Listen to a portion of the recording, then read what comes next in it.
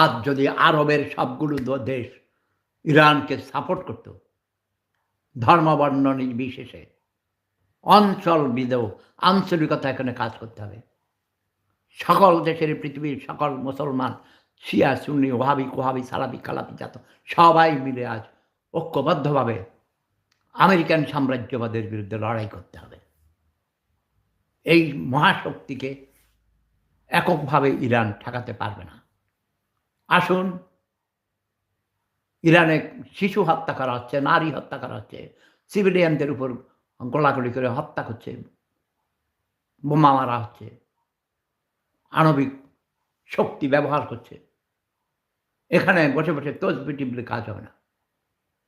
তসবি টিপার সাথে সাথে আমাদেরকে অস্ত্র তৈরি করতে হবে।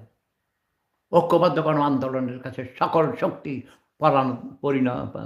পরাজিত হয়েছে, আজও হবে।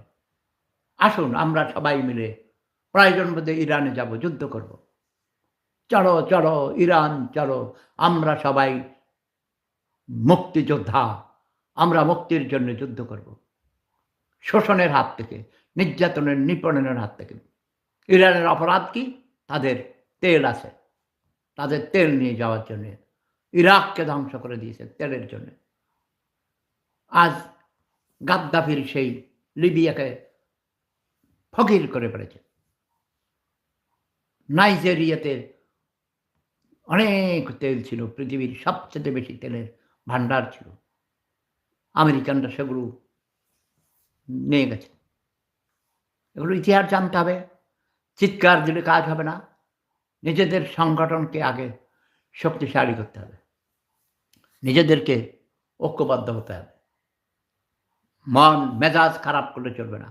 এই যে আমার এক নাতি, আমার ছোট ভাই খন্দকার শরীফ জেল খেটেছে, তাকে হাসিনা সরকার, সে আওয়ামী লীগের নেতা হয়েও, কুমিল্লা ভিক্টোরিয়া কলেজের ছাত্রলীগের প্রেসিডেন্ট হওয়ার পরেও তাকে মুজিবুল হক, সেই 14 গ্রামের বুড়া বেড়া, যেই কসিমাইয়া বিয়ে করছিল, রেলমন্ত্রী, সেই মুজিবুল হক খন্দকার শরীফকে 2 বছর জেল খাটিয়েছে অন্যায়ভাবে। সেজন্য তার খুব ক্ষোভ আছে নেতাদের উপর। সব ক্ষোভকে আমরা শক্তিতে পরিণত করব। আসুন, আমরা সবাই মিলে নতুন প্রজন্মকে আমরা ঐক্যবদ্ধ করি, তাদের সুশিক্ষিত করি। তারাও হতাশ, তারা কেন আজ এর পিছনে ওর পিছনে দৌড়ায়?